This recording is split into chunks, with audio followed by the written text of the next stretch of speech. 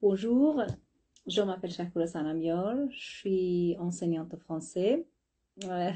سلام بچه، من دفعه رفتم روی لایو مکالمه با پارت دوم 0 تا 100 تف در خدمتتون هستیم. شکورا سنمیار هستم، مدرس زبان فرانسه و کسی که آزمون تف رو در واقع 20 آوریل 2023 شرکت کرده و میخوایم امروز از تجربه هامون صحبت بود، از تجربه های خودم و اطرافیانم، یعنی از زبان آموزایی که شرکت کردن تو آزمون تف صحبت بکنم و همچنین از منابع آزمون.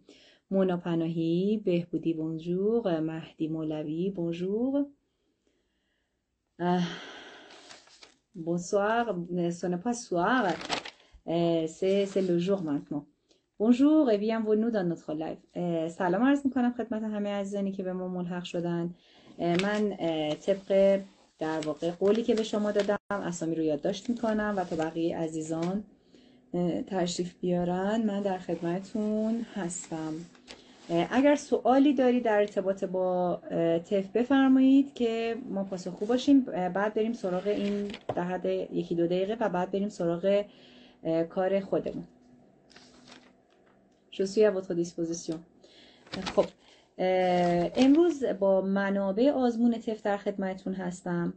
هر آنچه که از منابع آزمون در واقع جمع کردم سارا طولو و میخوام خدمتتون بگم که تجربه آزمون خودم چه اتفاقاتی افتاد، چه چیزایی منو شوکه کرد، چه چیزایی منو شگفت زده کرد و لایو امروزمون شامل این 2 قسمت هست. سپیده اوکی. خب اگر که موافق باشید یاسمن سالاری، اگر که موافق باشید بریم سراغ کار امروزمون. یک سری سوالاتی هست ممکنه داشته باشید عزیزان. این سوالات رو لطفاً یادداشت بکنید در حین لایو و در انتهای لایو چند دقیقه در واقع زمان داریم که با همدیگه یک سری سوالاتی که ممکنه براتون پیش بیاد، چنانچه جوابش رو بدونم بهتون میگم، چنانچه جوابش رو هم ندونم سرچ میکنم و در استوری ها براتون خواهم گذاشت. رولادو و سمیر. خب بریم سراغ منابع لایومون. بچه‌ها ببینید من تمام اطلاعاتی که خدمتتون میگم توی کپشن هم مینویسم. دوباره تاکید میکنم تمام این اطلاعاتی رو که دارم برای شما عزیزان میگم از سایت صنایع و بازرگانی اتاق صنایع و بازرگانی پاریس هست که سازمان اصلی برگزار کننده امتحان تف در کل دنیاست که مقرش هم در واقع در پاریسه و یک سایتی داره که من دیروز بهتون معرفی کردم. امروز این سایت رو ادامه این سایت رو میخوام بهتون بگم. lefrancaisdesaffaires.fr هست. یعنی شما به محض اینکه بزنید تف اگزم اولین سایتی که میاد بالا همین سایت ندا و من امروز میخوام یک سری اطلاعاتی رو راجع به منابع بهتون بدم. ببینید یک سری از عزیزان گفتن که منابع خیلی زیاده. بله حق دارید، منابع خیلی زیاده، ولی اصلا مثل آیلز نیست که منابعش اصلا ته نداشته باشه، چون خود این سایت، خود در واقع این سازمان در واقع lefrancaisdesaffaires.fr یک سری منابع رو معرفی کرده که من میخوام الان اون منابع رو به شما بگم. شماره 1 اجازه بدید من این صفحه‌ای که مربوط به لایو امروز باز بکنم. شماره 1 ببینید یک سری کتاب معرفی کرده که این کتاب ها الان رسیده عددش به 4 تا. یک دونه کتاب آبی رنگ هست که قدیمیه ها، یعنی من اینو خودم به بچه ها میگم معرفی کرده ولی خودم نخوندمش. بعد دیگه این که بذارید از قدیم بیام به جدید. بعد کتاب زرد رنگی هست که 250 اکتیویته هست. من تمام این کتابا رو تو کانال تلگرامم گذاشتم. شما میتونید رایگان برید فایل‌های صوتی و خود کتاب رو دانلود کنید، پی دی افش رو و ببینید. یعنی اگر نیاز ندارید که حتما بخرید، حتما برید این کتابا رو ببینید. این شماره 250 اکتیویته اکوتاش خیلی خوبه، خیلی شبیه یعنی شبیه هست به امتحانی که اخیراً گرفته میشه، ولی من خودم شخصا فرانسه اوک فری، ولی خودم شخصا این کتاب رو هم فقط اکوتاش رو گوش دادم، حتی تستاشم متاسفانه نرسیدم بزنم. حالا براتون از تجربه آزمونم میگم که از زمانی که برای آزمون ثبت نام کردم و چقدر خوندم رسیدم که چه تستایی رو بزنم. بعد زهرا فلوقی عزیز و فرانس اوک فری و اش رسیدیم به کجا؟ رسیدیم به این که کتاب، نگاه کنید، من کتابم بهتون نشون بدم. من یه کتاب جدید هست که اونو من سفارش دادم، هنوز نرسیده، هی خدا میکردم امروز برسه، نرسید متاسفانه. ببینید این 250 اکتیویته رو اینو براتون گذاشتم. اینم منبع اکوتش خیلی خوبه، ولی من متاسفانه زمانم نرسید اینو بزنم. اگر شما زمان دارید اینو بزنید تستاشو. ولی از بهتون دارم میگم، من اگه جای شما بودم سیژ تاتا پلاس 100% از جدید شروع میکردم. جدیدترین منبعی که خود سازمان در واقع اتاق صنایع بازرگانی پاریس معرفی کرده شروع میکردم و میومدم عقب. هرچی که بعد به انتها نزدیک امتحان که میشدم، حالا مثلا تستای قدیمی تر رو میزدم. یعنی شما اول خیالتون راحت هست شهر پور سلطان و سلیمی که چه اتفاقی افتاده که شما زدید یک سری از تستای جدید رو. این کتاب نمیدونم، فکر میکنم 2012 اینا باشه. خب این کتاب صورتیه، این کتاب صورتیه 2000. نگاه کنید این کتاب ورق شده، چون من آخرین منبعی که در واقع در دسترسم بود همین ابس تف اکو هست. به تف اکوش نگاه نکنید که فقط مال ایالت کبکه، چون ایالت کبک هم 4 تا مهارت رو برای شما در نظر گرفته که 2 تا مهارتش اجباری و 2 تا مهارتش اختیاری هست.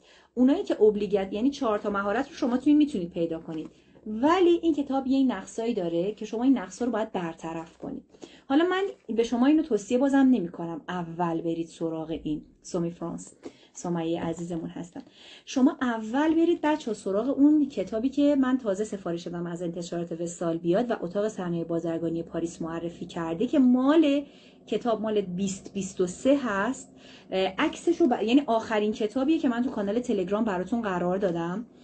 فایلای صوتی خودی کتاب رو براتون قرار دادم، میتونید برید اون کتاب رو ببینید. اون آخرین کتابیه که اتاق صنایع بازرگانی پاریس سمیه عزیزمون معرفی کرده با تغییراتی که قراره از ماه آینده که 11 دسامبر هست اعمال بشه. یعنی قراره که تو اون کتاب باشه. حالا بیاد اون کتاب، من یک سری، البته پدیفش هست، شما میتونید برید ببینید. یک سری تغییراتی رو درش ایجاد شده که ما راجع به تغییرات دیروز صحبت کردیم. اگر دوست دارید تغییرات آزمون تف رو ببینید، دیروز قسمت دوم کارمون در واقع رفتیم سراغ یک سری توضیحاتی راجع به تغییرات آزمون تف.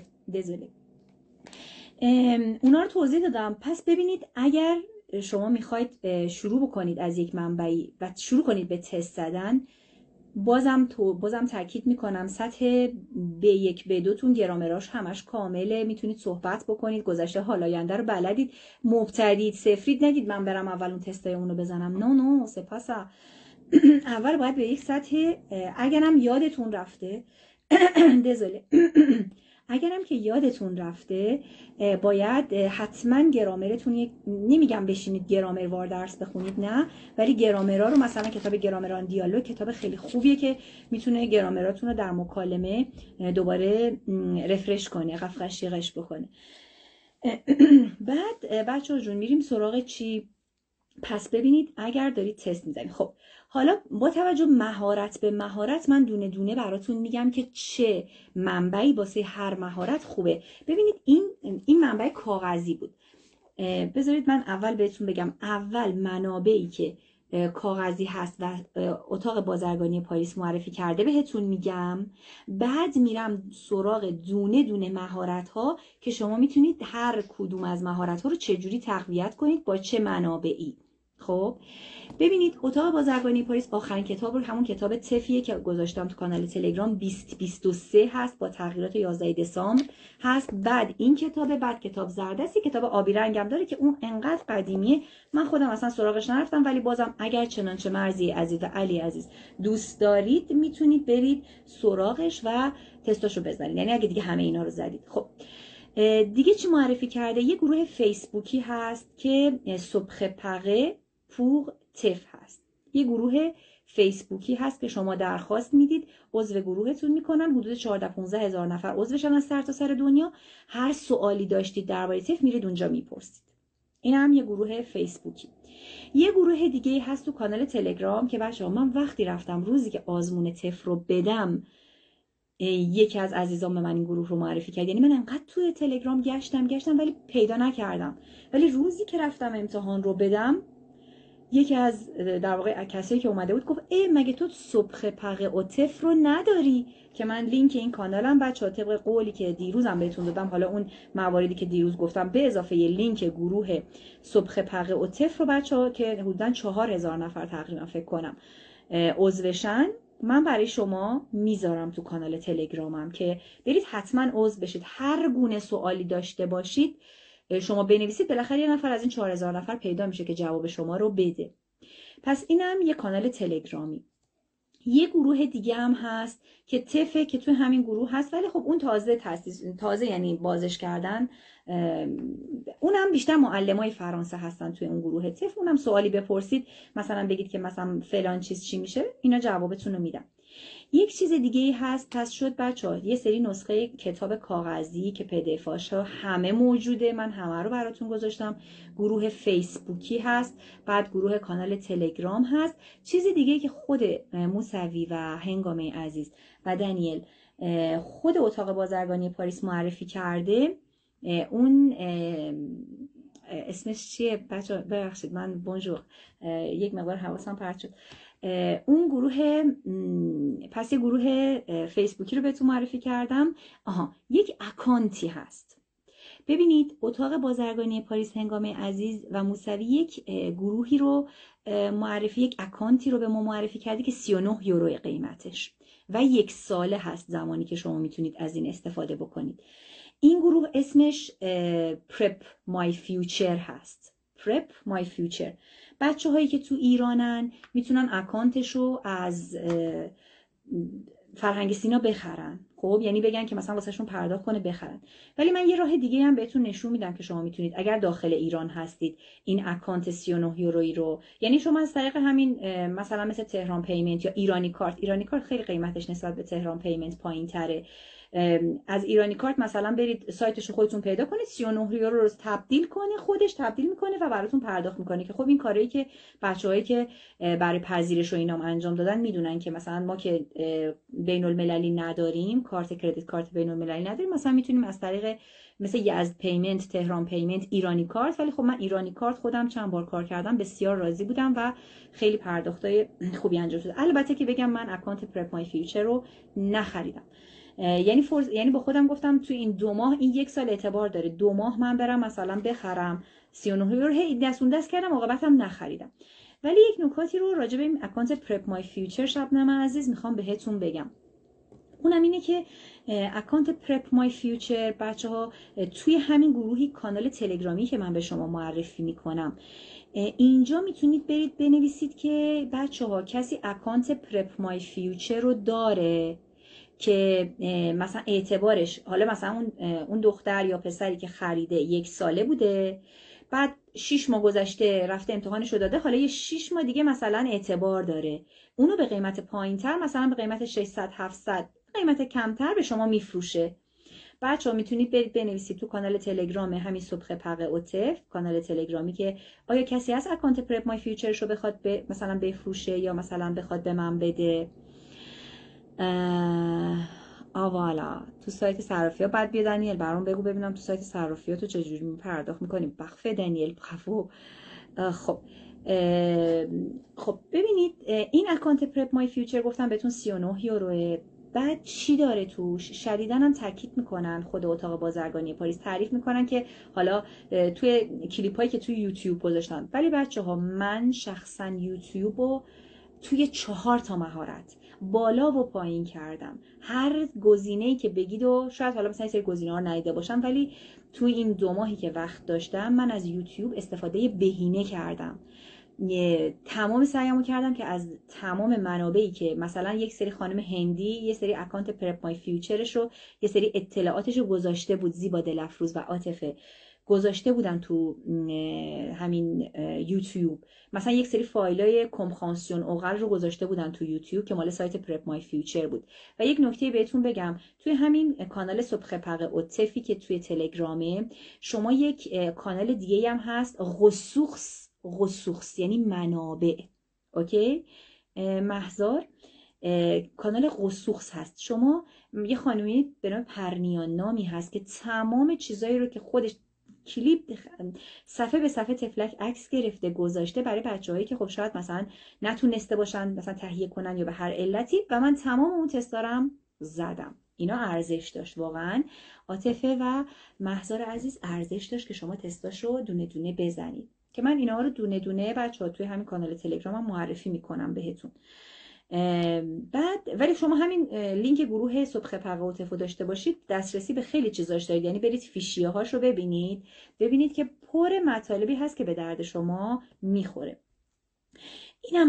اینم از اکانت. پس نسخه های کاغذی رو بهتون گفتم، اکانت پرپ مای فیوچر رو گفتم که اکانت پرپ مای فیوچر شما میتونید برید توتوریالش رو، بله قصوخس، همینطوری که نوشتی عاطفه، قصوخس دقیقاً. یه کانالی هست به نام قصوخس دو تف که اگر این کانال تلگرامی صبح پقه و تف رو یعنی وارد گروهش بشید، بعد فیشیه های اون رو نگاه بکنید، یه عالمه قصوخس برای شما گذاشته.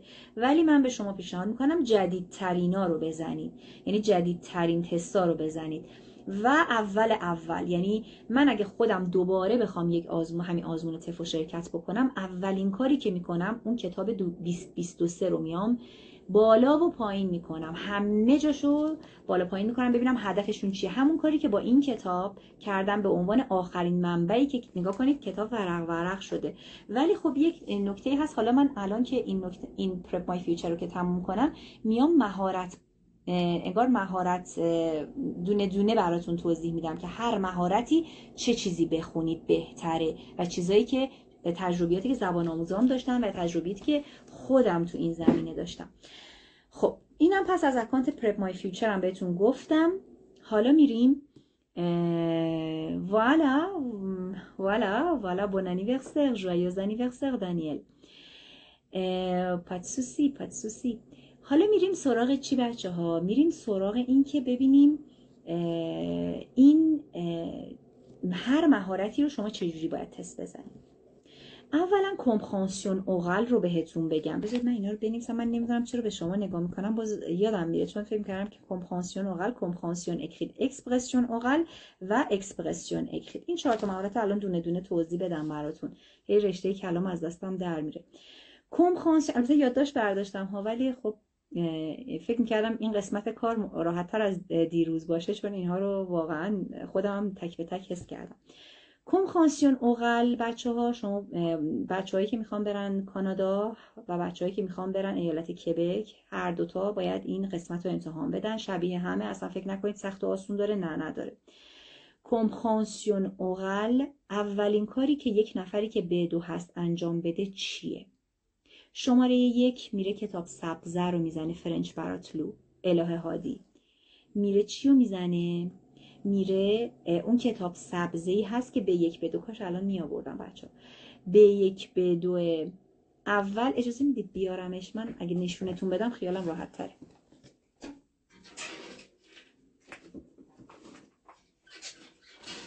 البته ببخشید دیگه خیلی این کتاب برای دل و رودش ریخته بیرون و بچه‌ها نقاشی کشیدن روش، ولی ببینید این کتاب B1 B2، کسی که اگر از شما حتی اگه اعدو هم تموم کرده و میخواد بره امتحان تف رو یه مثلا 7-8 ماهی روش وقت بذاره خوب بخونه، با این کتاب شروع کنه. کمپرانسیون اوغله. من دارم درباره مهارت در واقع همون به قول بچه‌ای که میان اغلب انگلیسی بلدن میگم ما لیسنینگامون رو چجوری قوی کنیم. از این شروع کنید. به هر حال نظر منه دیگه، یعنی نظریه که هر مدرسی که شما برید که تف کار کرده باشه اینو تایید میکنه. کسی نیست بگه نه اول اینو نزن. هرچند اینو اتاق صنایع بازرگانی پاریس جداگانه معرفی نکرده ها، ولی این کتاب انتشارات کله هست، یک انتشارات بسیار معروف فرانسه، و برای کسی که میخواد مهارتاشو تقویت بکنه با این شروع کنه. اینقدر ساختاره این قشنگه که من حتی یادم مادام می هم، اگر البته احتمالاً میشناسید عزیزان، آزاده، میگفتش که اصلا شما بیاید همین کتاب رو دونه دونه اکوتاشو بنویسید، بعد برید ترانسکریپسیونش رو نگاه کنید. و اون ایشون توی یکی از وایسایی که گذاشته بود حالا یه زمانی توی کانال تلگرامشون میگفتش که اگر که من بهتون قول میدم اگر این کتاب رو دونه دونش رو بنویسید، میگفت اصلا یه عالمه زمان ببره اشکال نداره، و ساختارش رو در بیارید، بهتون قول میدم که 4 تا B2 میگیرید. چیزی که حالا ایشون به بچه‌ها گفت. ولی من میدونم که این کتاب سمیر، من میدونم که این کتاب میتونه شروع خوبی برای بچه‌هایی که میخوان اکوتشون رو قوی کنن باشه. بسیار شروع خوبیه.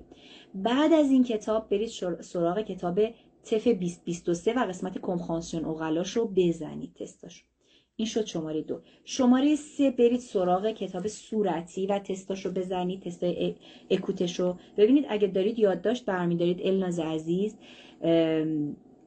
من بهتون پس ترتیب رو میگم. یعنی الان هر کس که بیاد از من در واقع مشورت بگیره، من بهش همینایی که دارم به شما میگم و بهش میگم اگر که میخوای کمپرهانسیون اوغلت قوی بشه، اول برو، اگه سطح مناسبی از زبان فرانسه داری، برو اول کتاب سبزه رو بزن، بعد کتاب جدید 2023 رو اکوتش رو بزن، بعد صورتیه رو بزن، بعد برو سراغ فایلایی که توی یوتیوب هست. اگر نمیخوای اکانت پرپ مای فیوچر بخری، اگر اکانت پرپ مای فیوچر حالا تونستی تهیه بکنید، توی شرایطی بودید که تونستی تهیه بکنید، برید سراغ اونا، چون اونا دونه دونه جواب داره و خیلی همه چی منظم و مرتب هست و حتی توضیح هم داره. یعنی اگه بزنید توی یوتیوب یک سری فایلایی هست که شما میتونید ببینید که چقدر زیبا توضیح داده. میگم من زمانم خیلی کم بود، هی این دست اون دست کردم و در نهایت نخریدمش.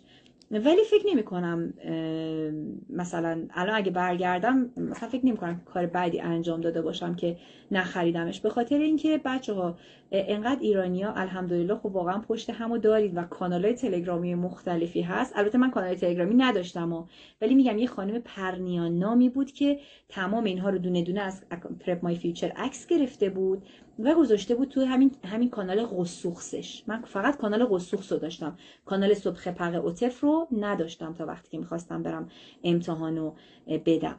خب اسم منابع الناز عزیز دونه دونه الان بهتون گفتم. برای کمپرهانسیون اوغل اول کتاب سبزه رو میزنید، بعد کتاب تف 2023 رو میزنید برای کمپرهانسیون اوغل.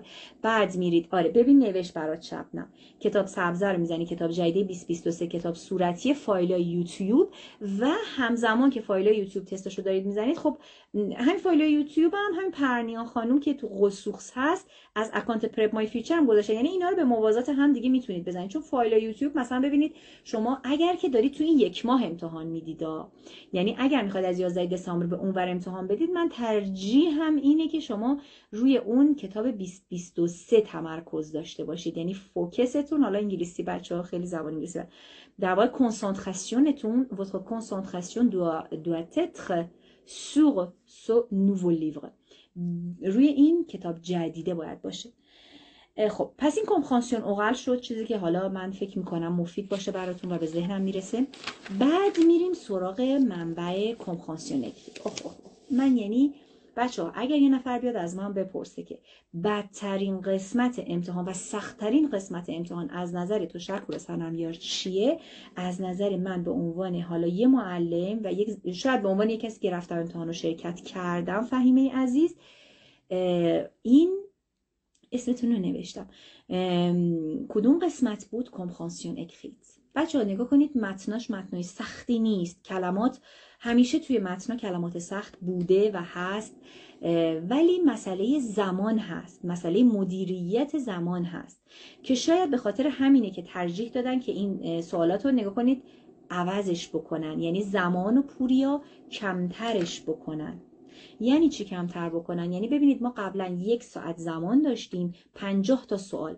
به 50 تا سوالش نگاه نکنید که 60 دقیقه وقت به ما میدادن.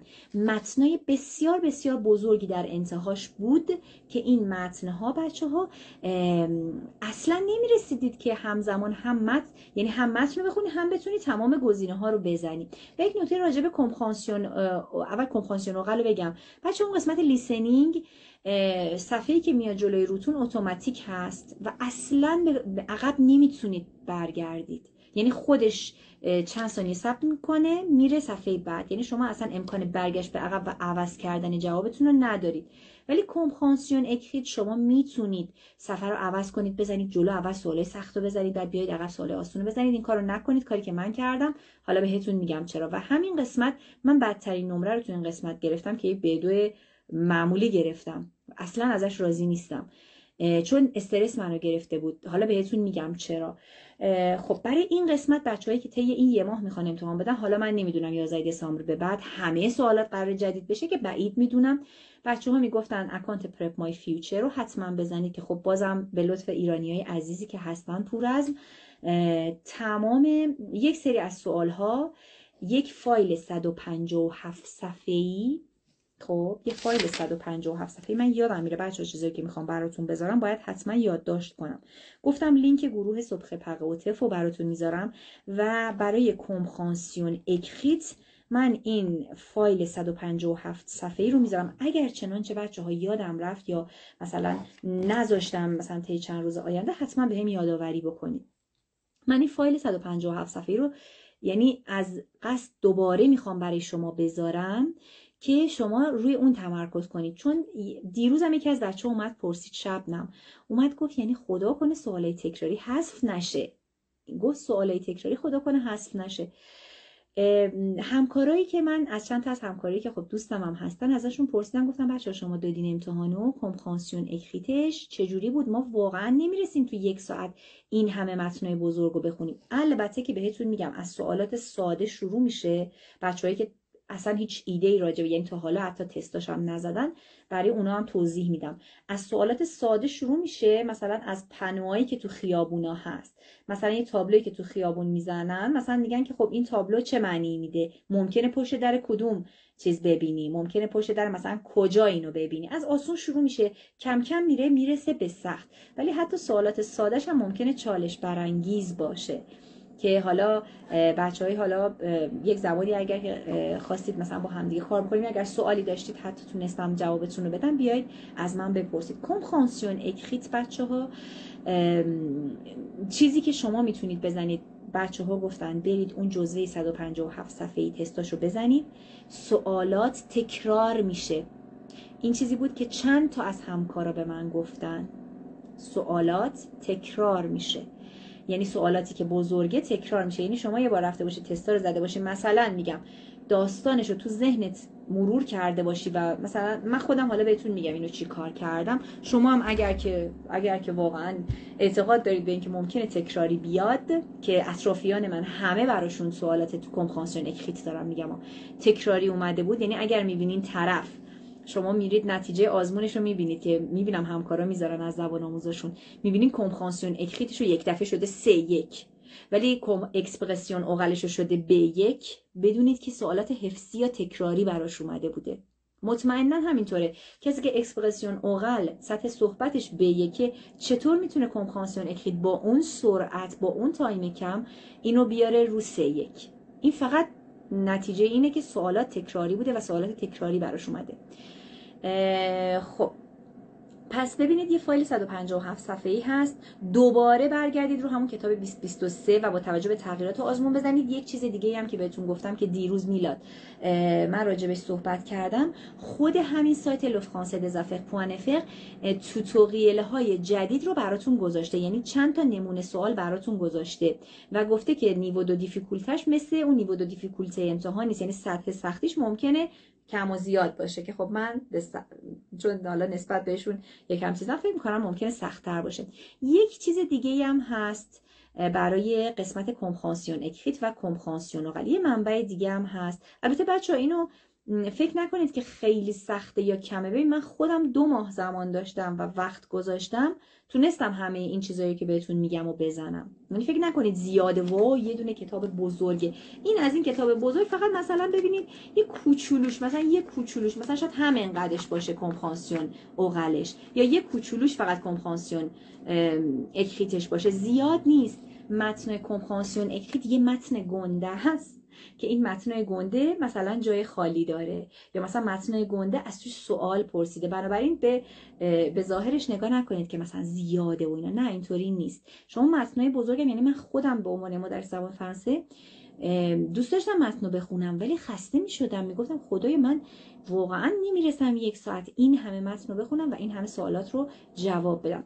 چیزی که خودشون توی بچه‌ها علی، چیزی که خودشون گفتن میدونید چیه؟ یعنی من میگم کلیپ های یوتیوب خودشون، خود فرانسه دزافر رو نگاه کردم، اون پیشنهادی که خودشون دادن 2 مورده که من الان میخوام به شما این 2 مورد رو بگم. گفتن اول شما بیاید سوالا رو بخونید. من تو کنکورم با این مشکل داشتم خودم شخصا، ولی به شما پیشنهاد میکنم، خب شاید شما تست دادنتون خوب باشه. اول بیاید سوالا رو بخونید، تو ذهنتون سوالا و جوابا رو یک بررسی بکنید، ببینید چی میخواد. این پیشنهاد اتاق صنایع بازرگانی پاریس برای کمپانسیون اکریت هست. اول جوابا رو میخونید، بعد میرید ببینید سینونیم های این توی متن کجاست. یکی چیزی که یه خانومی بود ممتحن همین امتحان تف بود که یه کلیپی گذاشته بود، ایشون گفتش که ما هدفمون، سارا گفت ما هدفمون اینه که این نیستش که دقیقاً بیایم تکرار بکنیم جمله‌ای که توی متن هست رو دوباره بیایم توی سوال تکرار بکنیم. ما میخوایم متوجه بشیم، ببینیم که کسی که میاد امتحان تف میده سینونیم این اصطلاح رو بلده. این خیلی آسونه که ما بیایم دوباره اینو تکرار بکنیم تو جوابهای کمپانسیون اکریت. بنابراین این یک ایده میده به همه ما که شما باید دنبال اصطلاحات سینونیم بگردید. یعنی شما الان اول میایید جوابا رو میخونید، بعد این کاری که خودم هم کردم، بعد میایید دنبال سینونیم های اون سوال. بعد مثلا میگم حالا مثلا همین دیفیکولته، کلمه دیفیکولته، اوکی سارا؟ کلمه دیفیکولته رو توی سوال میبینید، مثلا میگه که دیفیکولتش چقدر بوده، زیاد، کم. خب جعفری، بعد شما برمیگردید میرید توی متن رو نگاه میکنید، ببینید دنبال کلمه دیفیکولته نباید بگردید، باید تو ذهنتون همون لحظه دنبال کلمات سینونیم دیفیکولته باشه. دیفیکولته میشد مثلا پروبلم، یا مثلا میبینید توی متن یه پروبلم داره، حالا اون هول و هوش رو میخونید چون متن واقعا بزرگه، واقعا زیاده. ولی چیزی که خودشون گفتن ما میخوایم متنای بزرگ رو قسمت قسمت کنیم، میخوایم کمترش بکنیم و این رو کمپانسیون اکریت شما خب احتمالاً تاثیر بیشتری خواهد داشت و بهتر خواهد شد. یعنی یه عده‌ای میگن فرنوش که ممکنه بدتر بشه، ولی من شخصا، حالا هنوز نیومده بیرون، هنوز هیچکس سوالا رو ندیده، ولی من نظرم اینه که سوالات بهتر خواهد شد، چون متنای بزرگو که بشکنن و تیکه تیکه بکنن، شما عملاً راحت‌تر میتونید برید توی متن کوچیک مثلا سینونیم دیفیکولته یا سینونیم یه سوالی رو که خوندید برید پیدا کنید، تا یه متن بسیار بزرگ 7-8-10 پاراگرافه. یک نکته دیگه هم بچه‌ها، من تو این قسمت میتونم بهتون اسکیم و اسکن، بله یاسمن، یک روش دیگه هم میتونم بهتون بگم که من اینو آخرایی که میخواستم برم امتحان شرکت کنم تازه پیدا کردم، تازه حالا خودم از کشفیات خودم بود بهش رسیدم. اینی که بچه‌ها حالا شاید بخندید به خدا، ولی من همیشه فکر میکردم که مثلا اینا رندوم از تمام متن سوال میدن، مثلا ممکنه سوال 1 مال پاراگراف آخر باشه، من همیشه اینطوری بود تو ذهنم. خب ولی اینطوری نیست، اونا سوال 1 رو با توجه به پاراگراف اول طراحی کردن. اینو نزدیک امتحان تازه فهمیدم.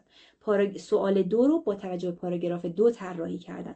بعد من گیج میشدم، سوال 1 رو میخوندم گفتم یا امام حسین، من الان کجا برم دنبال این بگردم؟ تو پاراگراف آخر، تو پاراگراف وسط، تو پاراگراف اول، و آخر رو فهمیدم، گفتم من اینو چرا هیچکس به من نگفته، چرا من هرگز نفهمیده بودم. سوال اول برای متنای بزرگ، بچه‌ها ببینید کمپانسیون اکریت قسمت‌های مختلف داره، ولی برای کسی که بخواد B2 بگیره، B2 پلوس بگیره، C1 و در واقع به بالا، B2 به بالا بگیره، نیاز داره که اینا رو خوب بزنه. حداقل مثلا چه نمیدونم چند تا سوال به این قسمت اختصاص داده شده، ولی بتونه حداقل 10-15 تاشو درست بزنه تو این قسمت.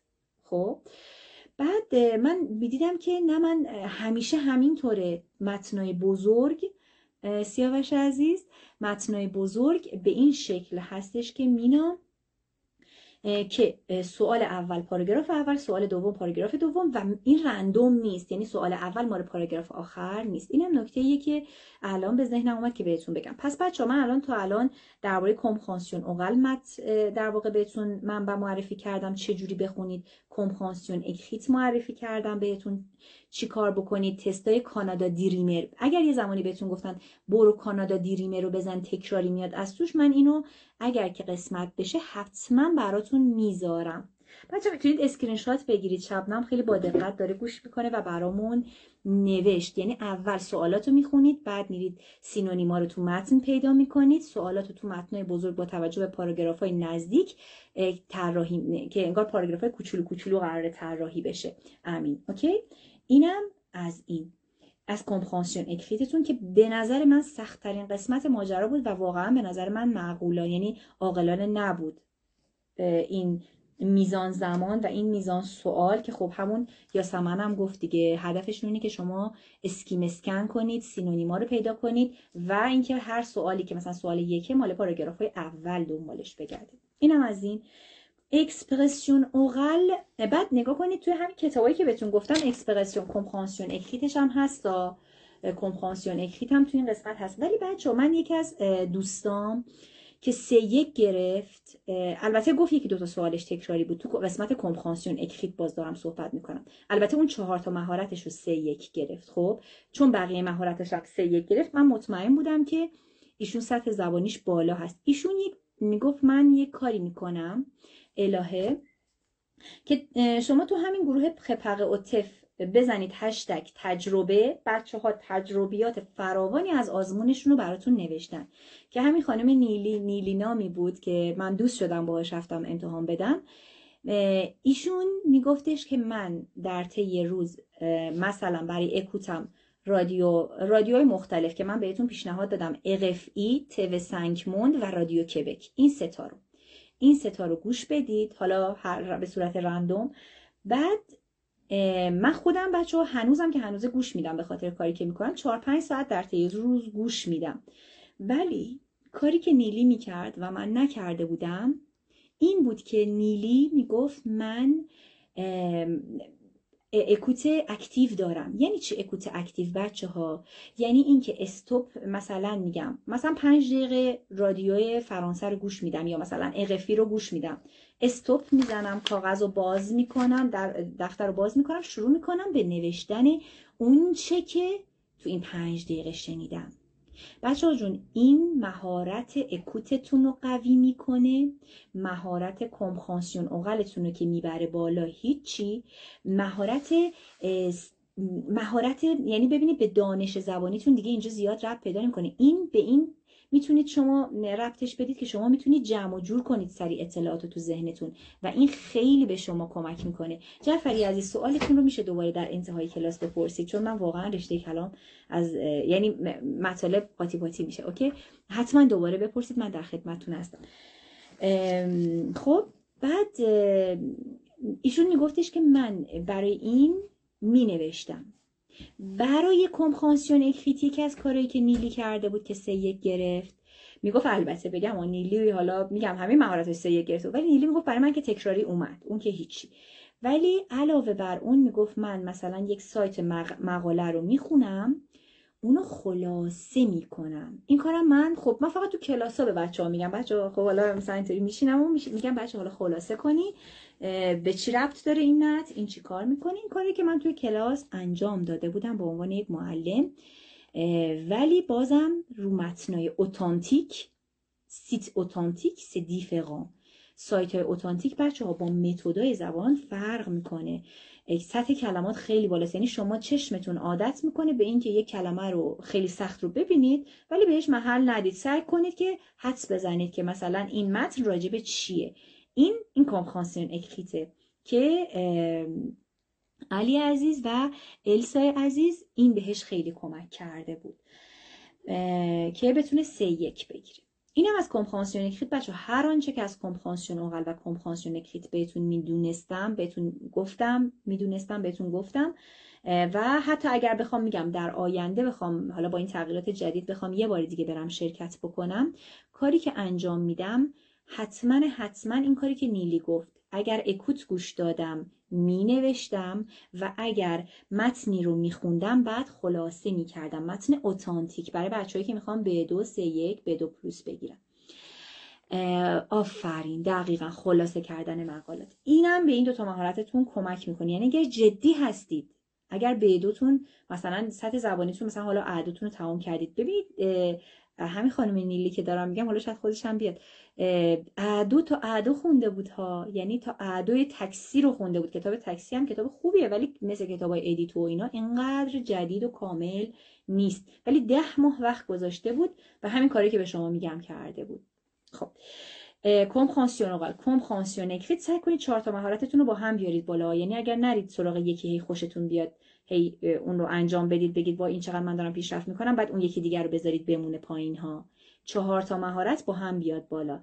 اگر بچه‌هایی هم هستن که میخوان مثلا دانشگاه برن که لکسیک و استرکتور هم قرار امتحان بدن، اونم باید خودشون دیگه تو همین کتاب ها هست به نحو خودشون برن لکسیک و استرکتور هم بزنن. من الان روی سخنم با بچه‌هایی که میخوان تفکیو بدن، تف کانادا بدن، یا تفی رو بدن که خب همین تف کانادا برای یک سری از دانشگاه‌های تو پاریس و یک سری از دانشگاه‌های تو فرانسه هم میدونید که مورد قبول هست، بستگی به دانشگاهتون داره. تو دانشگاه کانادا هم همینطور، تو دانشگاهی هستن که قبول میکنن، خیلی زیادن، یعنی 90% قبول میکنن.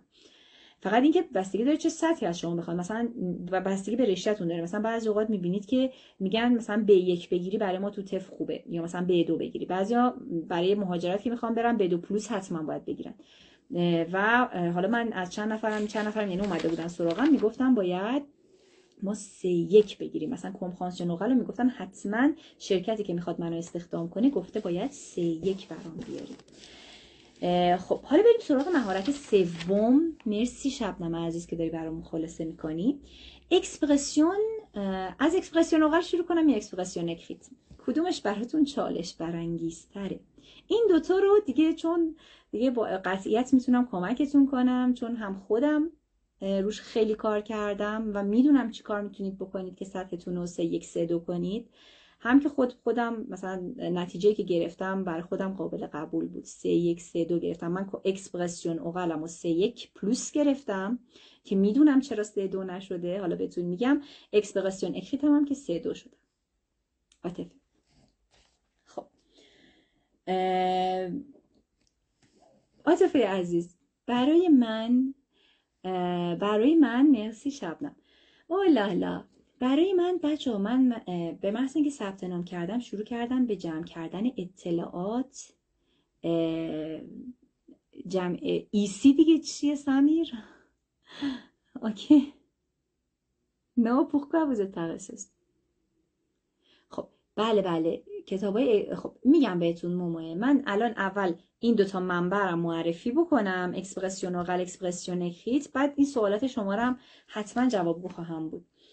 خب بچه جون، اول چون یکی از عزیزان نوشت اکسپرسیون اکریت، چون هر دوتاشو میگم دیگه به ترتیب میگم. از اکسپرسیون اکریت شروع میکنم چون میگه من چالش بیشتری باهاش دارم. حالا برای شما هم هر دوتاشو به هر حال میگم.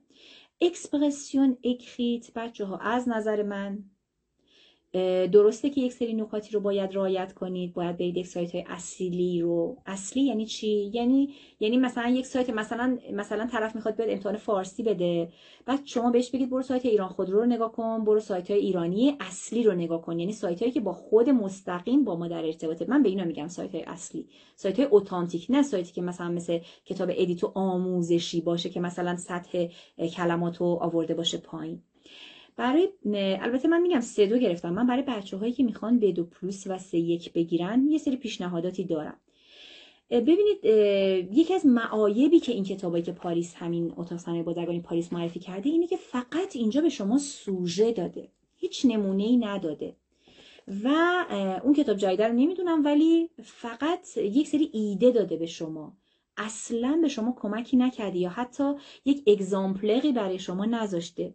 من اون زمان که میخواستم برم ببینم که اکانت پرپ مای فیوچر رو هی دست میکردم، دیدم بچه‌هایی که اکانتو دارن اصلا سطح یک اگزامپلر خوب نذاشته تو یوتیوب. یعنی یه خانومی بود توضیح میداد، من اصلا نمیدونستم که دقیقاً باید برای این قسمت چی کار کنم و استرس بیشتری روی این قسمت داشتم. اکسپرسیون اکریت سمیر، چون همکارا به من میگفتن نگاه نکن داری مثلا اینقدر ساله داری، مثلا 18-19 ساله داری فرانسه درس میدی. میگفتش که چقدر بچه‌ها میان برات نوشته مینویسن و بهت میدن. یعنی شما ببینید، من به عنوان مدرس زبان و شما به عنوان زبان آموز، ما قبول کنید ما مکالمه تو کلاس کار کردیم، ما گرامر کار کردیم، نوشتار کار نکردیم. نوشتار رو بنابراین این خیلی برای من استرس ایجاد کرد وقتی که یک سری اطلاعات رو جمع کردم و بچه‌ها اینا رو به من گفتن. حالا این تقویمو بهتون نشون میدم. بچه‌ها این 2 تا تقویمی که من کامل پرش کردم، البته یکی دیگه هم هست ولی اون رو انقدر دیگه خطی کرده بودم انداختمش بیرون. دیدم که خب اصلا نمیدونستم چه جوری باید بنویسم. نمیدونستم چی کار باید بکنم. شاید شما همین چیزایی که براتون پیش بیاد بگید که خیلی خب حالا من کتاب صورتی رو وا میکنم، یه سوژه میذاره جلوم. اول بهتون بگم که بچه‌ها سوژه اکری 2 تا سوژه داره، 1 ساعت زمان. 1 ساعتتون 1 ساعت و 1 دقیقه نمیشه. چرا؟ چون دارید سیستمی سوق اردیناتور دارید امتحان میدید، دارید تایپ میکنید و سر 1 ساعت اگه فرستاده باشید که هیچ، اگه نفرستاده باشید که اصلا پریده. این یک چالش شاید برای دی چالش بزرگی باشه، ولی من بچه‌ها بهتون میگم که اگر شما خوب کار کنید، سطح B2 خوبی داشته باشید، 2 ماه یا 3 ماه درست حسابی زمان بذارید کار کنید، بهتون قول میدم 3-2 هم که هیچی، یعنی قشنگ 3-1 پلوس، یعنی 3-1 3-2 رو میتونید بگیرید. حالا شما B2 پلوس میخواید باشه، من بهتون میگم که چی کار کنید. شماره یک اینه که اول بدونید که اصلا اون قسمت اول چی باید بنویسید، قسمت دوم چی باید بنویسید، خوندن چه چیزایی به شما کمک میکنه. سکسیون اش درباره یه فدیوقه، یعنی یه فدیوق انسولیت. انسولیت یعنی عجیب غریب. مثلا میگه که یه سری توریست رفته بودن، همین سوژه کتاب صورتی است، یه سری توریست رفته بودن داشتن گردش میکردن، دیدن یه جا یه آقایی داره عسل آبی میفروشه. خب حالا چی؟ حالا بعدش شما بنویسید در حد 80 تا 100 کلمه. من به بچه‌هایی که شما شاید فکر کنید 100 کلمه زیاد باشه، ولی اگر که دستتون گرم بشه به نوشتن میبینید که اگر ایده داشته باشید ایده های زیادی ممکنه به ذهنتون بیاد و فقط کار ایمیجیناسیونه. یعنی شما حداقل اگر میخواید یه سطح B2 پلوس خوب بگیرید، حداقل 20 تا سوژه روی سکسیون A باید نوشته باشید، 20 تا سوژه روی سکسیون B و دستتون گرم شده باشه. واقعا شوخی نیست، یعنی اگر جدی بگیرید من بهتون قول میدم که میتونید سطح خوبی رو بگیرید. یعنی من مسیر رو پخکوغ رو کاملا میدونم که باید چیکار کنید، چون همون مسیریه که خودم رفتم. سکسیون ام بهتون قبلا هم معرفی کردم، مهتا 20 minutes point fr. مهتا رو من بنویسم 20 minutes point fr. و مینوت پوان فقه یک سایت، یعنی شاید سایت های دیگه هم فرانسه باشه که مثلا اخبار حوادث رو منتشر کنه، ولی این 20 مینوت یه چیز دیگه است، جدی یه چیز دیگه است. یعنی وقتی که میرید در حد 1 دقیقه، اکوت هم یک سری از متنش اکوت داره، یک سری از متنش اکوت نداره. من اکوتاشو بچا اسکرین ریکورد کردم برای خودم، چون یکم سایت سخت باز میشد، بعد فیلتر شکن و اینا میزدی. 20 یعنی 20 دیگه، 20 مینوت پوان fr. اینو قبلا هم بارا معرفی کردم. مرسی شبنم، مرسی. شما اینو روزی صبح که از خواب پا میشید میخواید برید سر کار یا میخواید هر جا برید، یه دونه خبر از اینو بخونید. نه با اینکه ببین من خودم آدم خیلی احساسی ام، اصلا الان خبر غزه و اسرائیل رو من دنبال نمیکنم، ولی این پوان افق داره، عاطفه آخرش پوان افق داره. ولی 20 مینوت رو که بزنید 20 مینوت چسبیده هم هست. آفرین، نوشت شبنم براتون، النازم نوشت. من خودم آدم احساسی ام، مثلا نمیتونم خبری بدو بخونم حالا بگم مثلا جسدو تیکه تیکه کردونه، ولی این خبرها رو بچه‌ها من هر روز یه دونه صبح میخوندم خبر، یه دونه عصر میخوندم و با علاقه دنبال میکردم.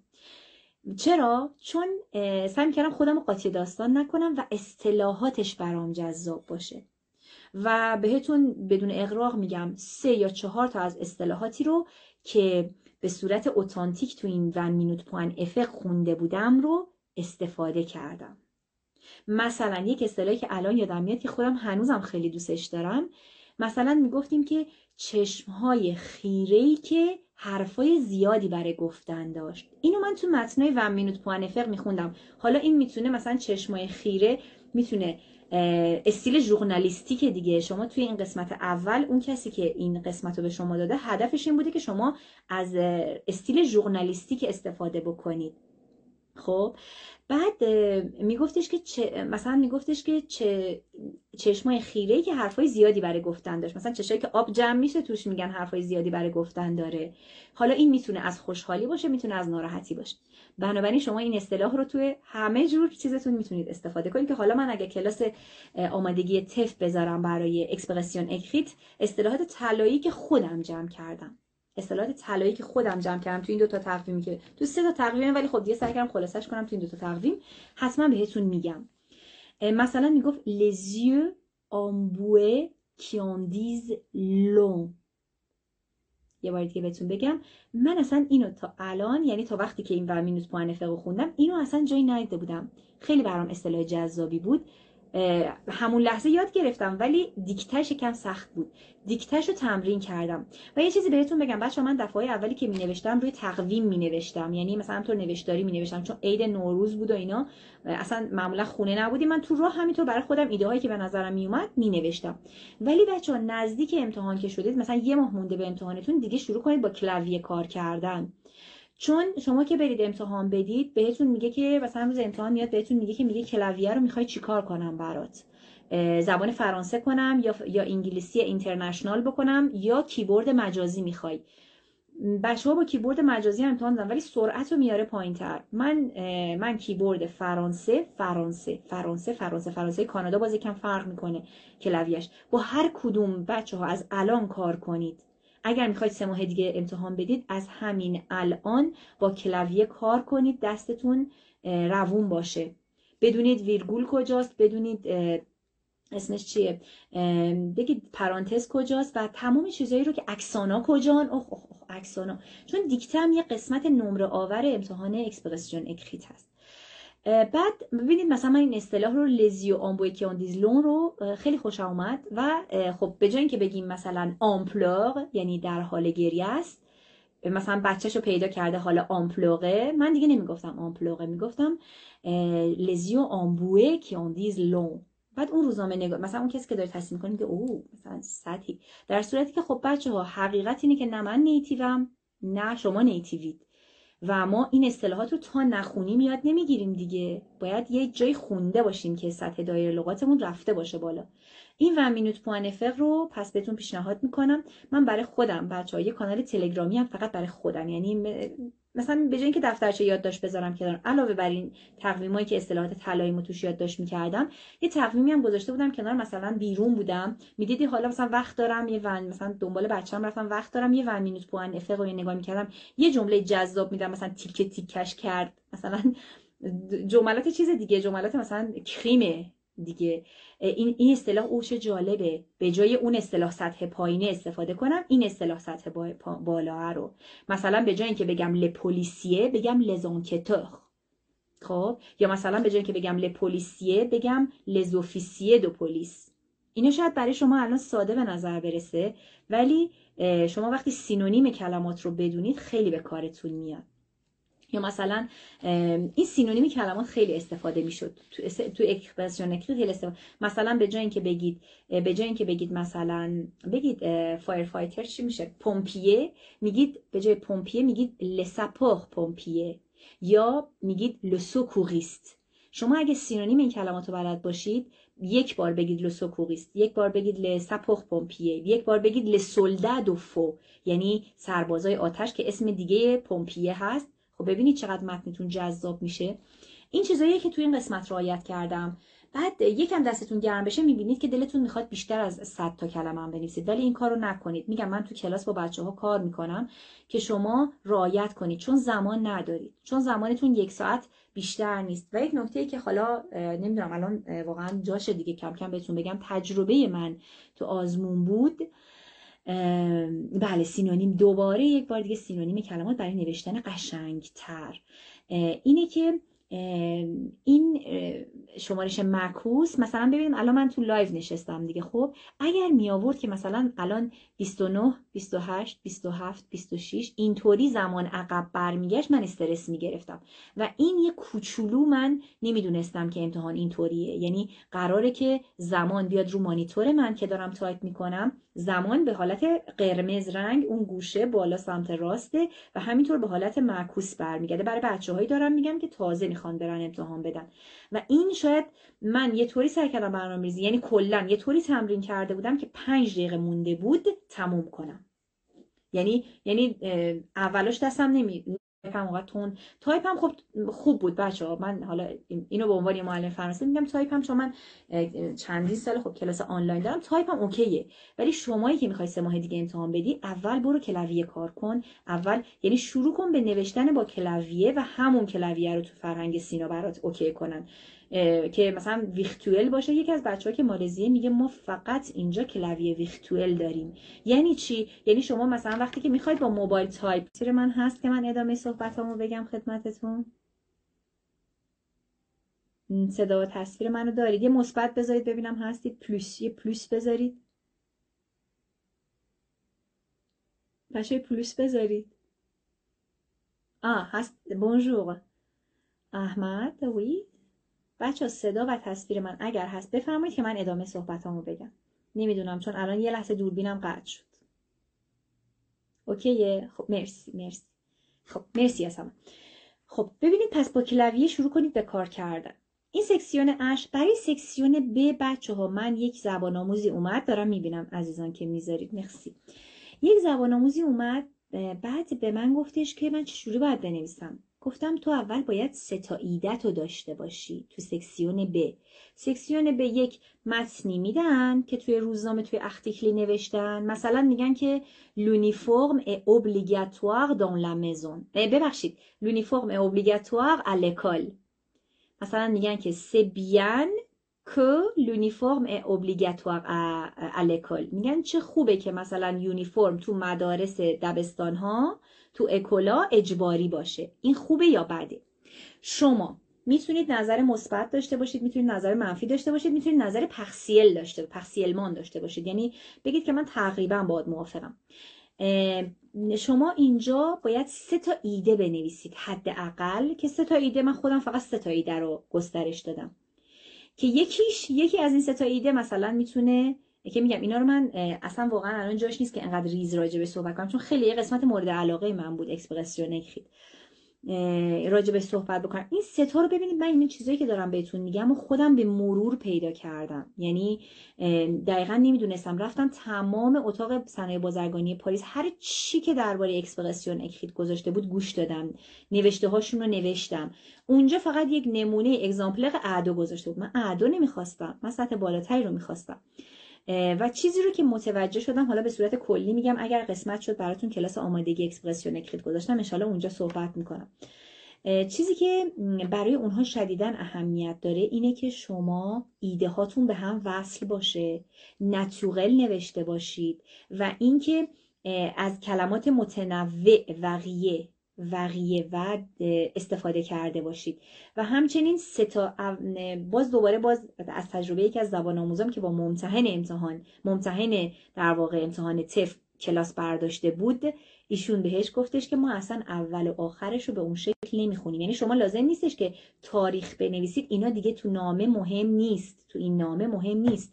شما یه مینویسید مدام موسیو ویرگول، پاراگراف اول من یه چیز حفظی به بچه‌ها میدم حفظ کنن، پاراگراف 2، 3 و 4 این اول میرن میخونن و نگاه میکنن، اول کادر رو نگاه میکنن، میگن ببینیم که خب اینا یک ترتیب منظمی داره، پاراگراف بندیش مرتبه. پاراگراف اول که خب یه مقدمه است، میگید موافقید یا مخالفید. من مثلا ایده شما رو خوندم توی روزنامه‌تون، باهاش موافقم، مخالفم یا هرچی. فقط حواستون رو جمع کنید، شما هر ایده تو پاراگراف اول می‌نویسید باید درست دیولپش کنید. اگه می‌نویسید موافقید 3 تا ایده موافق بدید، اگر می‌نویسید مخالف 3 تا مخالف ارائه بدید، اگر می‌نویسید پارسیلمان داکورید یه دونه مثلا 2 تا موافق بدید، یه دونه مخالف. اوکی؟ من یه شاگردی داشتم، خیلی شاگرد حالا به هشت نباشه، شاگرد خوب، ایشون همیشه پارسیلمان می‌نوشت، میگفت آخه من هم مثبت یادم میاد هم منفی. خب به خاطر همین پارسیلمان داکور می نوشت. پارسیلمان داکور یا پارسیلمان دزاکور که خب اصطلاحات سطح بالا تو این مسیر خیلی زیاد هست، شما اینا راحت میتونید پیدا کنید. اگرم که میگم شد من یه زمانی بهتون میگم. بعد پاراگراف آخرشم با توجه به این 3 تا ایده‌ای که دادید تموم میکنید، یعنی همه در راستای هم باشه و این شدیداً براشون مهمه. حالا بگید مثلا اونیفرم مثلا باعث میشه که توی مدارس باعث میشه که مثلا تبعیض نژادی نباشه، مثلا اونی که پول داره اونی که فقیره زیاد به چشم نخوره.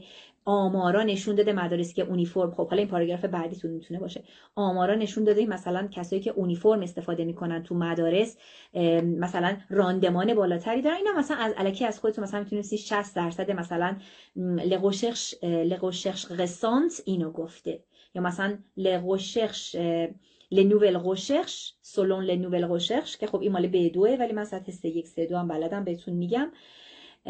اینم پاراگراف سومش میره سراغ چی؟ پاراگراف سومش میره این که حالا اگر که نوشتید تقصیرمان اینجا میتونید یه نظری مخالف با اون نظر اولیتون اینجا ارائه بدید و بعد تو پاراگراف آخر در راستای اونها بگید با توجه به اینکه حالا این مسائل هست مثلا ما موافقه مثلا این مسائلی که با توجه به اون تیتر اصلی ماجرا، یعنی حواستون باشه درست متوجه شده باشید تیتر رو. اگر درست متوجه نشده باشید شما اجازه پرسیدن به زبان فرانسه رو دارید، ولی بدبختی اینه که امیدوارم هیچ وقت بدبخت نباشین، هیچ وقت نیستینم، اینه که زمان کم دارید. یعنی من خدا میکردم که یک سوژه ندن که من مجبور بشم برم از مثلا ممتحن بپرسم، مثلا از کسی که حالا مراقبه بپرسم که من دیدم جلوی من پرسید، چون سوژه ها هم متفاوته دیگه.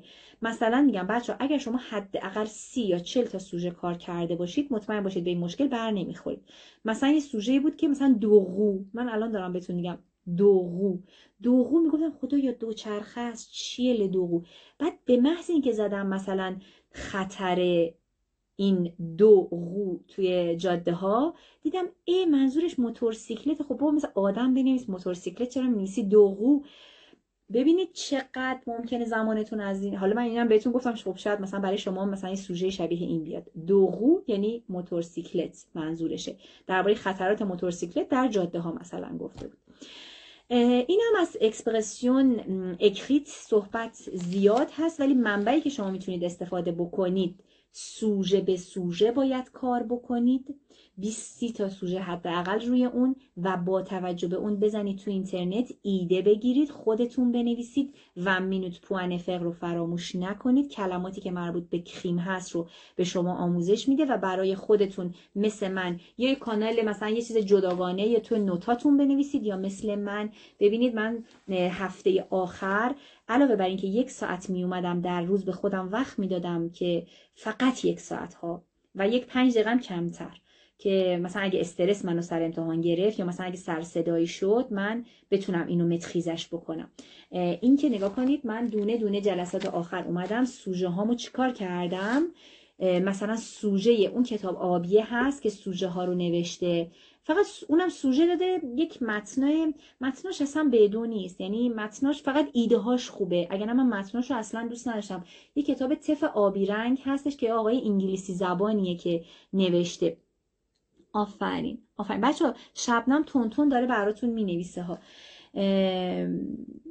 اینی که دارم میگم بچه ها نتیجه تلاش 2 ماه منه که من به زحمت جایی میرفتم، به زحمت. حتی من تعطیلات نوروز با این که رفته بودیم مسافرت، من تمام مسافرت من توی اتاقی که حالا اونجا بودیم توی سویتی که بودیم نشسته بودم و فقط اینا رو می نوشتم. یعنی من روزی 1 ساعت حتما می نوشتم و بعد میرفتم تصحیح میکردم، یعنی میرفتم توی سایت میدیدم که خب حالا من چه ایده میتونم دیگه راجع به این بدم. من مشکلی که داشتم اینه بود که همیشه با ایده پردازی مشکل داشتم، یعنی حالا چی بگم، مثلا من راجع به دفورستاسیون یعنی خراب شدن جنگل ها مثلا یا از بین رفتن جنگل ها، من بگم مخالفم موافقم مردم چیکار دارن میکنن. خب حالا یک مهم 2 قسمت میشه، یکی ایده هاتون هست، یکی اصطلاحاتی که راجع به اون ایده هاتون بلدید و استفاده میکنید و اینم از این قسمت. حالا اکسپرسیون اکریت، پس اینم من تا جایی که به صورت کلی زمانم اجازه میداد بچه بهتون گفتم، ولی بازم حرف راجع به این قسمت زیاد هست که انشالله اگر فرصتی بشه بعداً راجبش با هم صحبت میکنیم. بعد برای اکسپرسیون اوغل اگر یه آماده مثبت بزنید تا وقت من نفس بگیرم. Je respire un petit peu afin que vous puissiez, voilà, vous puissiez mettre plus. بچه پلوس بذارید ببینم هستید دیگه، صدامو دارید دیگه مگه نه؟ خب احتمال زیاد هستید. بله بستید. ندا هست، ستایی هم هست. بچه جون من برای اکسپرسیون اوغل بهتون بگم که من 3-1 پلوس گرفتم و علت این که 3-2 پلوس نگرفتم، 3-2 نگرفتم این بود که آفرین مرسی سیرا، 3-2 نگرفتم علتش این بود که کندیشنل پسه استفاده نکردم. البته که بگم بچه‌ها شمایی که میخواید برید مهاجرت بکنید، اصلا من خودم رفتم تو سایت مهاجرت رو دیدم که اصلا دیگه 3-2 نمرش اصلا مثلا دیگه نمرش آخرین نمره ای رو که اختصاص میده به کسی که میخواد مهاجرت بکنه یا به کسی که میخواد پذیرش تحصیلی بگیره 3-1. درست شد؟ بنابراین شما یک برنامه‌ریزی بکنید که یک B2 پلوس بگیرید کافیه. بعد بهتون بگم که راجع به اکسپرسیون اوغل بچه دوباره تو این کتاب هایی که حالا برای بهتون معرفی کردم، همون کتاب 2023 کتاب صورتیه، شما این یا یک سری چیزایی که بچه ها خیلی تو این همین کانال صبح پقه و تف سوژه های مختلف میذارن و اینا، من اینا رو توصیه نمی کنم، اینا بیشتر گیجتون میکنه. شما همون یک سری از جزوات رو کار بکنید که من ببینید یک دونه دفتر باز اینجا پر کردم، یه اصطلاحات طلایی نوشتم و برای خودم همون کانال که میگم توی تلگرام مثلا سعی کردم صدامو ضبط بکنم، زهرای عزیز، شبنم عزیز و بهاره، صدامو ضبط بکنم. کاری که من انجام میدادم این بود، این که شما سوژه رو میذارید جلوتون. خب شما تو کلاس هم زیاد صحبت کردید دیگه، موبایلتون هم میذارید جلوتون، شروع میکنید به ریکورد صحبتتون، سوژه رو میذارید، شروع میکنید به خوندن از روش. اول ممتحن بهتون میگه بخون، بعد که خوندید در حد 1 دقیقه شاید کمتر زمان داشته باشید.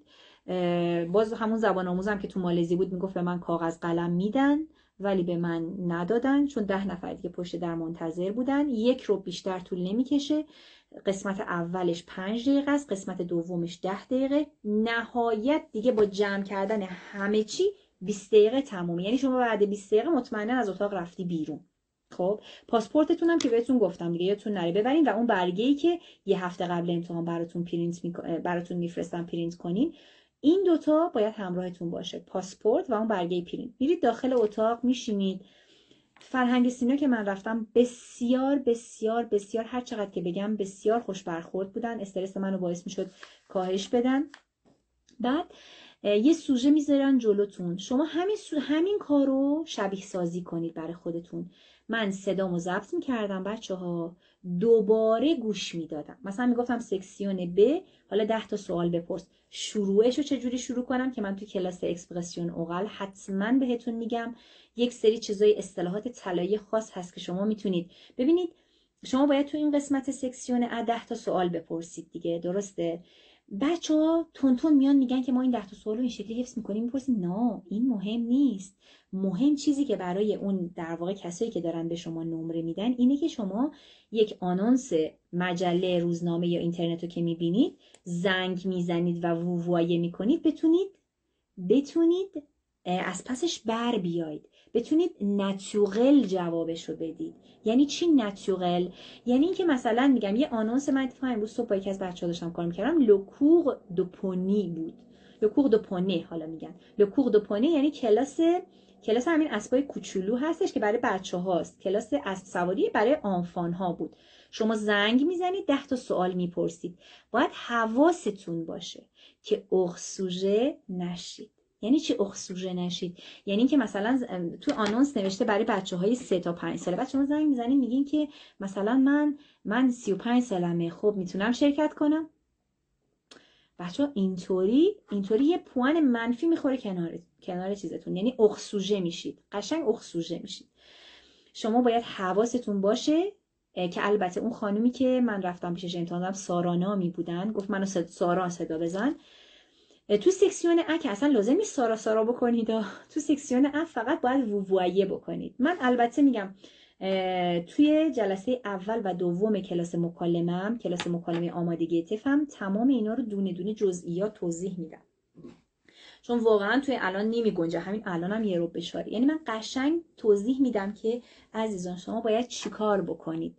شما باید فقط اینی که بهتون گفتم رو حتما رعایت کنید. باید با موبایلتون صداتون رو ضبط کنید به عنوان تکلیف برای خودتون. کسی که میخواد خودخوان این کارو، اتودیدکت این کارو انجام بده، صداتون رو ضبط کنید، دوباره گوش بدید، اشکالاتتون رو در بیارید و اینکه ببینید آیا درست شروع کردید، آیا درست سوالات رو پرسیدید، در راستای اون انونسی بوده که جلوی شما گذاشتن یا نه چرت و پرت پرسیدی.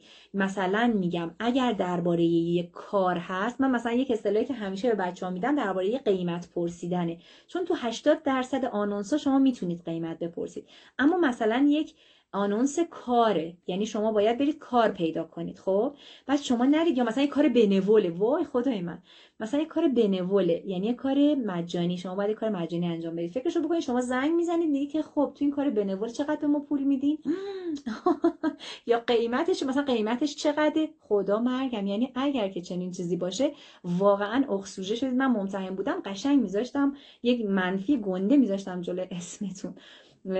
خب حواستون رو جمع کنید. یا مثلا وقتی زنگ میزنید قیمت میخواید بپرسید، زنگ میزنید برای کار دیگه، قیمت لازم نیست بپرسید، بنابراین باید شما کار کرده باشید. اینجا هم همینطور، حداقل 20 تا سوژه رو سکسیون ا، 20 تا سوژه. البته برای بچه‌ها من میبینم برای بعضیا سکسیون ب سخت‌تره، برای بعضیا سکسیون ا سخت‌تره.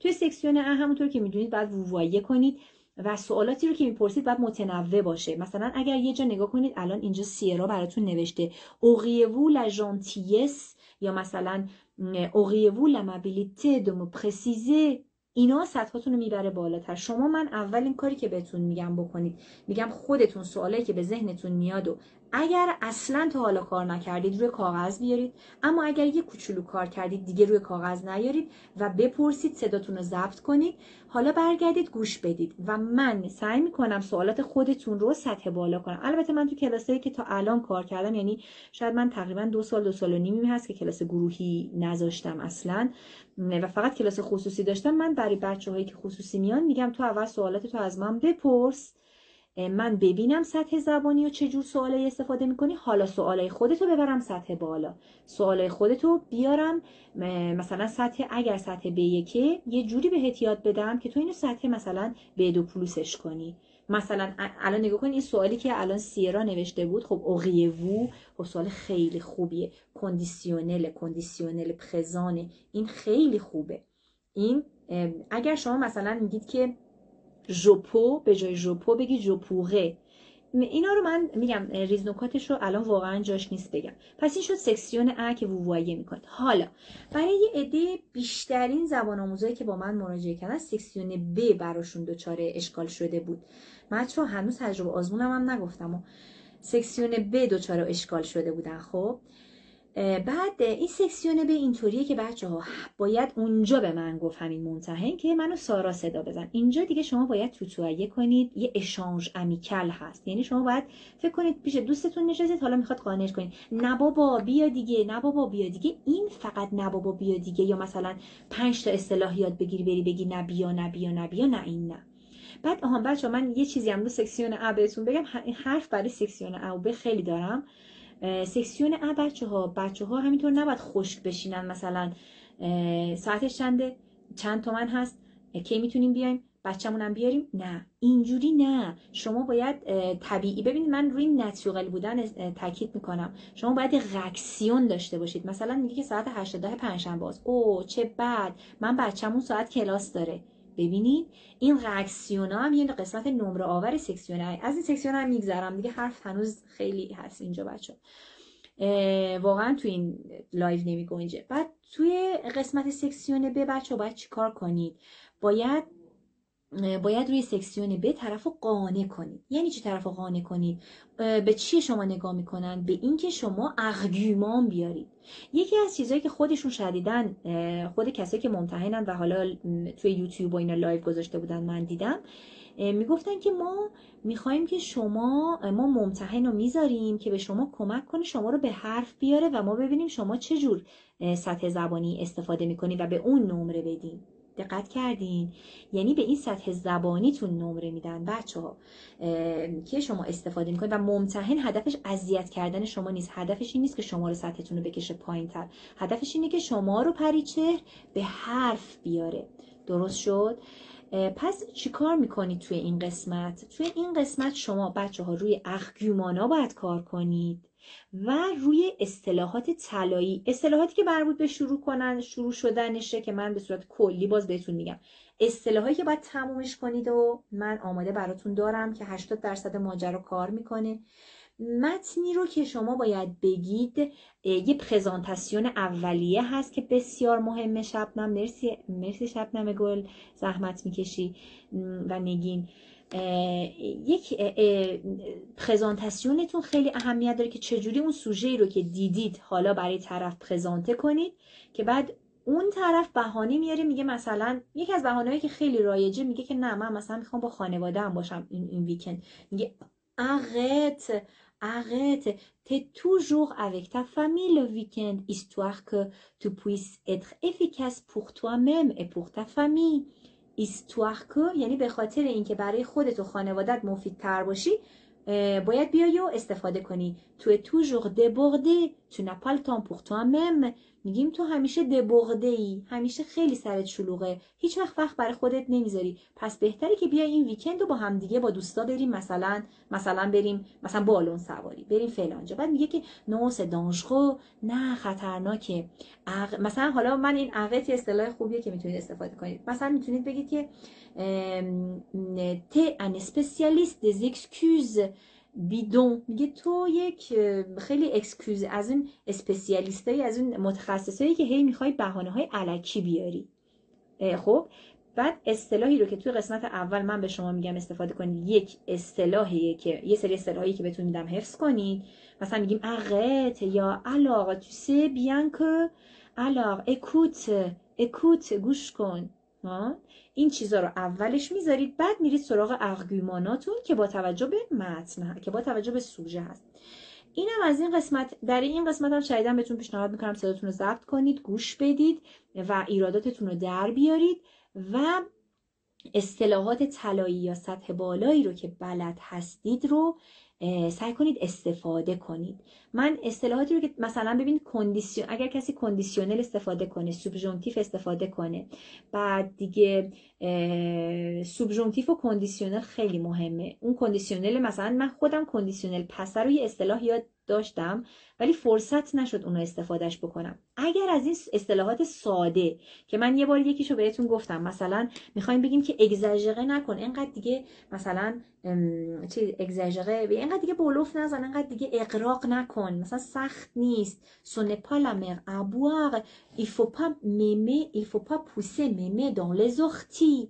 یعنی نباید دیگه مادر بزرگ تو یک اسم گزنه، یک اصطلاحیه که این آقای ونسان استفاده میکرد، همین ممتحن امتحان همین دلفه که تو یوتیوب گذاشته بود.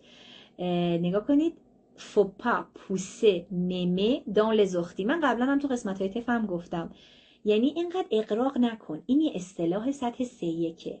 شما مثلا یکی دو تا از این اصطلاح ها رو بذارید، خیلی کمک میکنه که هم بتونید استرستون رو متریزه کنید، هم بتونید تا اون موقعی که دارید میگید faut pas pousser mémé dans les orties فکر کنید و یه آرگومان بیارید. خب اینم از این بچه‌ها. این اکسپرسیون اوغلم تا جایی که تونستم، زمانم بهم اجازه داد بهتون گفتم.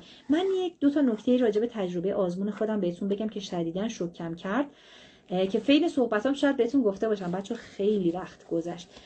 این هستش که من از زمانی که میخواستم برم امتحان 2 ماه زمان داشتم. بهتون گفتم اکسپرسیون اکریتو چجوری کار کردم، اکسپرسیون اوغلو چجوری کار کردم، کمپرانسیون اوغلو اکریتم که فقط باید تست بزنید و توی تست مهارت‌های تست زدن رو و مهارت مدیریت زمان رو به دست بیارید، علاوه بر این که سطح زبانیتون به سطح خوبی میرسه همزمان که دارید اینا رو کار میکنید.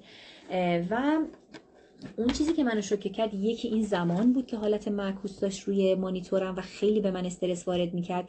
یکی دیگه هم بچه‌هایی که حالا شاید بار چندم باشه امتحان میدن، رفته باشن دیده باشن توی یوتیوب کمپرانسیون اوغل. ببینید مثلا میگم من دارم این تست رو میزنم، یک تستی رو که دارم میزنم بذارید روی همین نشون بهتون بدم، روی همین قسمت مثلا میگم، حالا من هم تو شانسی بازی میکنم. نگاه کنید پر اگزامپل، مثلا حالا این الان اینجا شاید زیاد گویا نباشه، یک تستی که هست شما 4 تا گزینه رو جلوی روتون دارید ولی توی امتحان اصلی به این شکل نیست. توی امتحان اصلی به این شکل نیست. یعنی شما کمپرهانسیون اوغلتون سوالو که میبینید باید کلیک کنید تا دونه دونه و این واقعا مسئله بود که منو شوکه کرد و حتی استرس زیادی بهم وارد کرد. من فکر میکردم 4 تا گزینه جلوی چشممه، حالا راحت میتونم این 4 تا رو با هم مقایسه کنم و انتخاب کنم، چون 4 تا گزینه کمپرهانسیون اوغلتف خیلی نزدیک به همه، یعنی فقط شاید یکیش یه توژوق داشته باشه، یکیش یه پخفا داشته باشه، معنی رو کلا عوض کنه احمد. اوکی؟ بنابراین حواستون رو جمع کنید. یعنی اینو اگر ببینید، اگه یه نفر به من میگفتش که امتحان اصلی شکورا میخوای بری حواست باشه که تو گزینه ها رو دونه دونه باید کلیک کنی، شاید این از استرسی که اون لحظه بهم وارد کرد کمتر میکرد. چون ببینید من همون لحظه که داشتم باز میکردم ای خدا من این گزینه اول خوندم خیلی خوب، تون بخونم برم گزینه بعدی رو باز کنم بخونم، حالا گزینه بعدی رو باز میکردم میخوندم، خب حالا اینم اوکی فهمیدم، حالا بریم سومی، تموم شد رفت صفحه بعد. پیش اومد برام 2-3 تا سوال اینطوری پیش اومد. یعنی ببینید اون اکوتی رو که میخوند، بعد من داشتم گزینه ها رو باز میکردم و تو ذهنم داشتم مرور میکردم که چیه که اینو بزنم اونو بزنم اینو بزنم، صفحه رفت صفحه بعد. و کمپرهانسیون اوغل همونطور که قبلا هم بهتون گفتم قابل برگشت نیست، شما نمیتونید برگردید، چون من دیگه فهمیده بودم، مطمئن بودم جواب کدومه، ولی دیگه نمیتونستم برگردم عقب. این نکته بود که خیلی منو شوکه کرد. اون زمانی رو که گذاشته بودن رو مانیتور من برای اکسپرسیون اکریت یه کوچولو شوکم کرد، ولی تونستم متریزش کنم. ولی کمپرهانسیون اوغل این چون اولین قسمتی بود که شما میرفتید امتحان میدادید، این خیلی خیلی زیاد بود استرسی که به من وارد کرد. و کمپرهانسیون اکریت هم بچه‌ها من انقدر لپام گل انداخته بود، انقدر استرس بهم وارد شده بود وقتی که امتحان تموم شد. بعد دوستان گفتن که یعنی همون 2 نفری که با هم دوست شده بودیم همون لحظه، خانم دکتر تبریزی بود که از تبریز یه بار کانادا امتحان داده بود، B2 شده بود، حالا اومده بود اینجا سطح بالاتر بگیره. بعد خوشحال بودن کمپرهانسیون اکریتشون رو که دادن، اومدن گفتن که وای تکراری بود، چقدر خوب، از کانادا دریمر تکراری اومده بود، از فایل کانادا دریمر تکراری اومده بود. ولی برای من یک دونه سوال تکراری نبود، حتی یک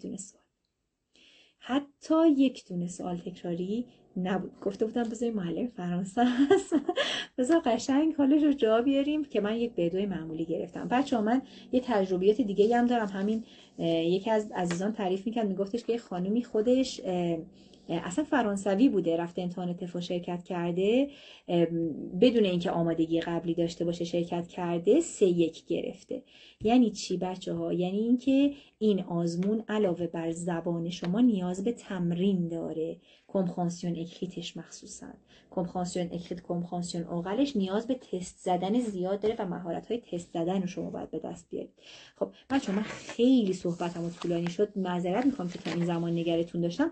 اگر سوالی دارید بفرمایید، اگر نه صحبت‌های من تو این زمینه و اون مواردی که توی آزمون منو شوکه کرد و بهتونم گفتم و اینکه چجوری کار بکنید رو هر قسمت هم بهتون گفتم، منابعی که استفاده میتونید بکنید رو کامل بهتون گفتم. اگر سوالی هست در خدمتتون هستم. Si vous avez des questions, n'hésitez pas à me poser.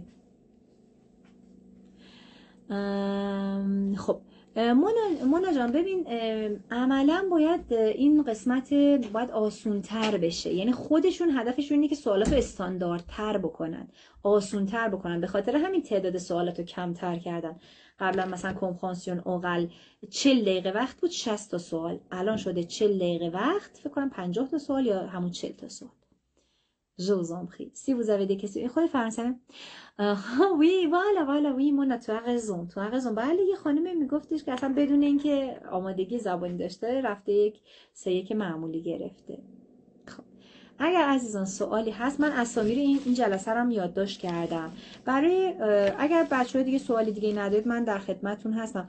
کلاسای من ببینید قراره به صورت گروهی آنلاین تشکیل بشه. هنوز نمیدونم یا هفته آخر آبان یا هفته اول آذر ماه میخوام به مدت 8 جلسه توی 4 جلسه اولش یک سری اطلاعاتی رو بهتون بدم. عزیزان مرسی از اینکه حضور داشتید. توی 4 جلسه اول بچه‌ها رو توی 2 جلسه اول سکسیون از سکسیون ب رو یک سری چیزای حفظی بهتون میگم میکنم توی بعد جلسه 2 3 4 و تا جلسه 8 من دیگه هر جلسه یه سکسیون A یه سکسیون B براتون میارم که با چالش ها و مشکلاتش و همچنین صحبت کردنش با هم آشنا بشیم و حالا دو نفر توی کلاس میتونن راجع به یکی ممتحن میشه و یکی برای امتحان شرکت میکنه.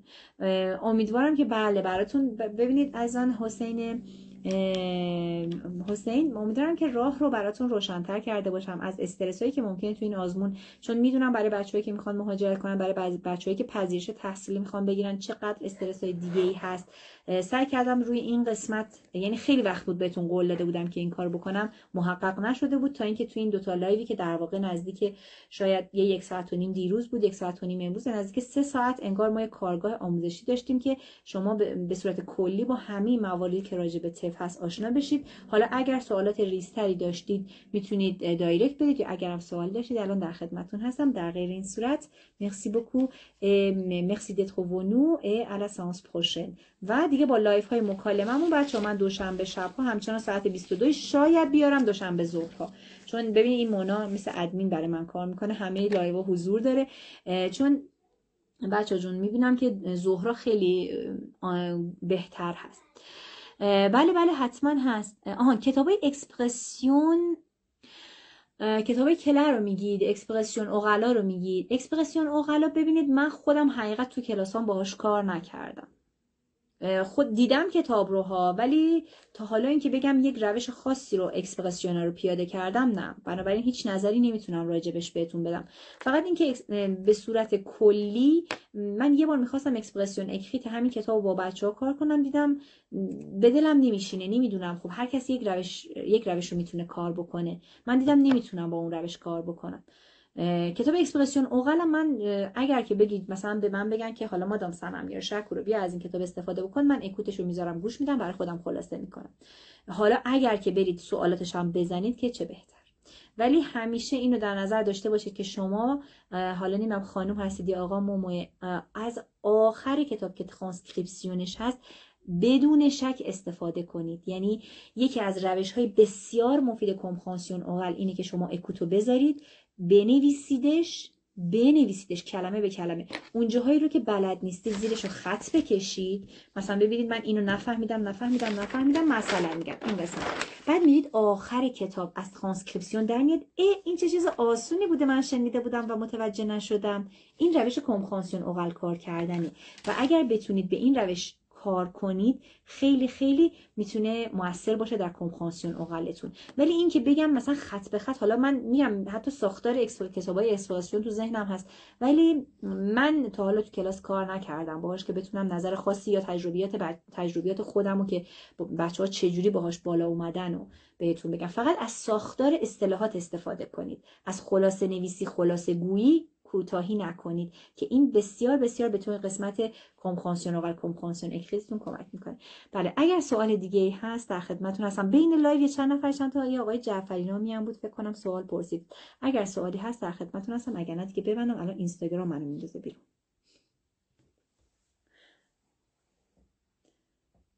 سوالی اگر هست در خدمتتون هستم. اغنو موموه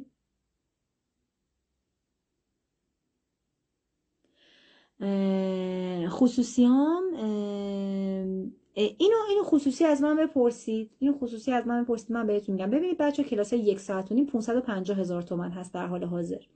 کلاس های خصوصی 1 ساعت و نیم 550,000 تومان هست. بله ولی میگم بازم اون خیلی بستگی به هدفتون داره، به اینکه تایممون با هم بخوره. اگر حالا مثلا کانادا یا کشور دیگه هستی تایممون با هم هماهنگ بشه. خب رضا اوکی. اگر سوالی نیست بچه‌ها من بازم تو دایرکت ها سعی می‌کنم جواب بهتون باشم. امیدوارم که براتون مفید بوده باشه. مرسی d'être venu à la séance prochaine. Au revoir.